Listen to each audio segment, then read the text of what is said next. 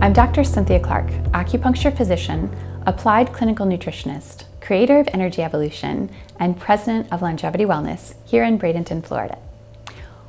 Reasons that a person might be drawn to coffee is because they're looking for more energy. But the question is, why do they need more energy?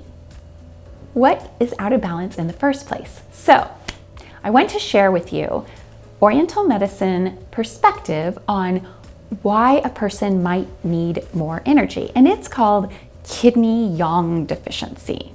So basically, the part of our body, the organ system that's really responsible for helping to tailor all other meridians, all other energy systems, that feeds all of those is our kidneys.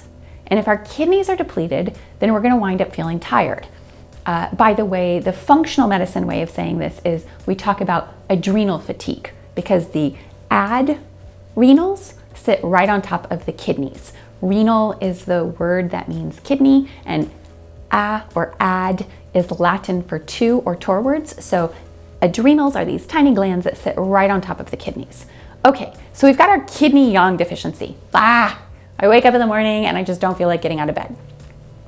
I lay there for like 30 minutes trying to talk myself into it. And then finally I get up and, dear God, please give me a cup of coffee because I'm exhausted.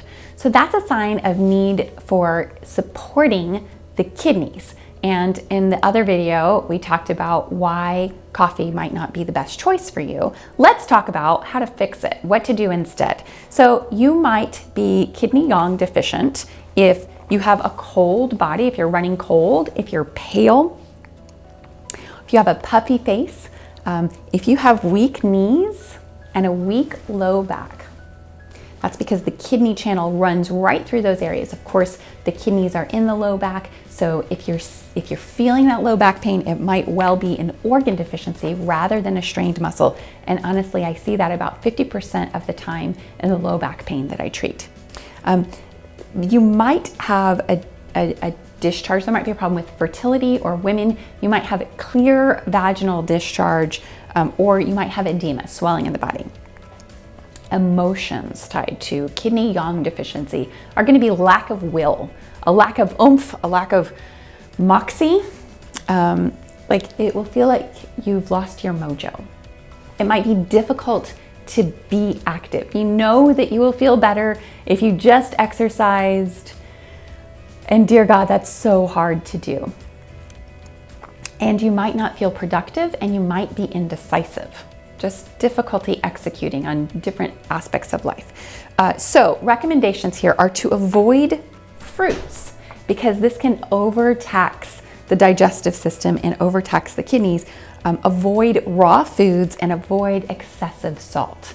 Again, it's more difficult to digest raw foods because the environment of the gut is about 100 degrees Fahrenheit and it's a soupy, gooey mess. So raw foods take energy to transmute them to 100 degrees Fahrenheit in a super gooey mess. But what do? Here are some foods that you can eat if you are experiencing the symptoms of kidney yang deficiency. Walnuts and almonds, cinnamon and cloves, some of my favorite, fenugreek, anise, onion, quinoa, lamb, because it is so rich in essence, especially something like ossobuco that's made with a lamb shank and eat the marrow out of the middle. Also salmon, trout, black peppercorn.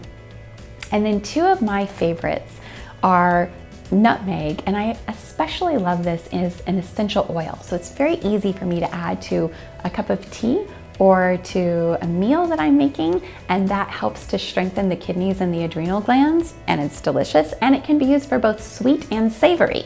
So you might just think of nutmeg in your eggnog, but it is just as delicious on a dish that you make, like a meat dish that you make.